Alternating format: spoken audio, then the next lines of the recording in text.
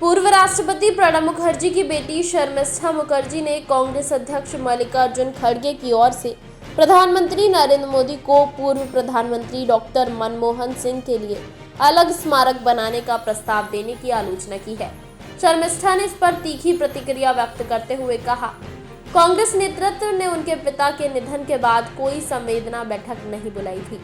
शर्मिष्ठा मुखर्जी ने social media पर एक पोस्ट में आरोप लगाया, अगस्त 2020 में उनके पिता के निधन पर कांग्रेस कार्य समिति ने कोई शोक सभा नहीं की। इसके साथ ही उन्होंने ये भी कहा कि कांग्रेस के एक सीनियर नेता ने उन्हें बताया था कि भारतीय राष्ट्रपति के लिए ऐसी बैठकें आयोजित नहीं होती, जिसे उन्होंने बेहद बेतुका बताया।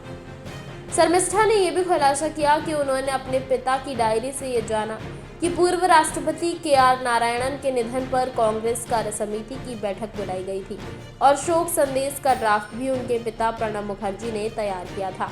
उन्होंने कांग्रेस के इस रवैये को लेकर गहरी नाराजगी जाहिर की है। शर्मिष्ठा ने बीजेपी के नेता सी.आर. केशवन के एक पोस्ट का हवाला भी दिया, जिसमें बताया गया कि कैसे कांग्रेस ने गांधी परिवार के सदस्य नहीं होने की वजह से पार्टी के बाकी नेताओं की उपेक्षा की। उन्होंने ये भी याद दिलाया कि कांग्रेस ने 2004 में दिवंगत हुए पूर्व प्रधानमंत्री पी.वी. नरसिम्हा राव के लिए दिल्ली में कोई स्मारक नहीं बनवाया और न ही उनका अंतिम संस्कार दिल्ली में करने की इच्छा जताई थी।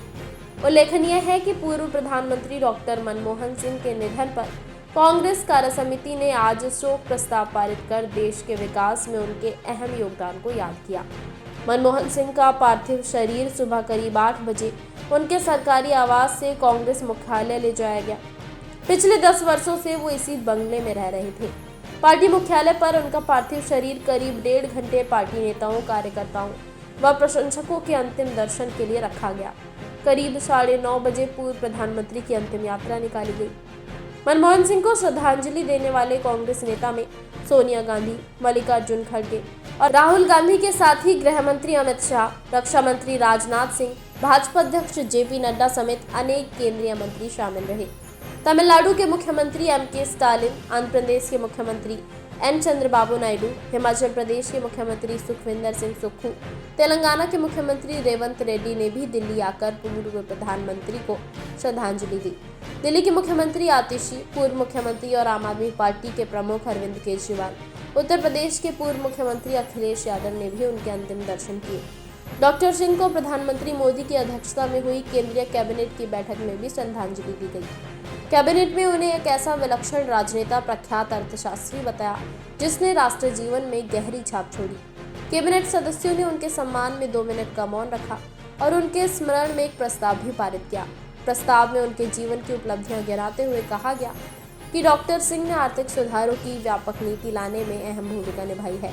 कैबिनेट ने सरकार और पूरे देश की ओर से शोक संतप्त परिवार के प्रति संवेदना व्यक्त की। केंद्र सरकार ने डॉक्टर सिंह के सम्मान में 7 दिन के राजकीय शोक की घोषणा की है। इसी के साथ इस खबर में फिलहाल इतना ही। ऐसी ही तमाम अपडेट्स के लिए देखते रहें सौगंध टीवी। आप देख रहे हैं सौगंध टीवी, सौगंध वतन की।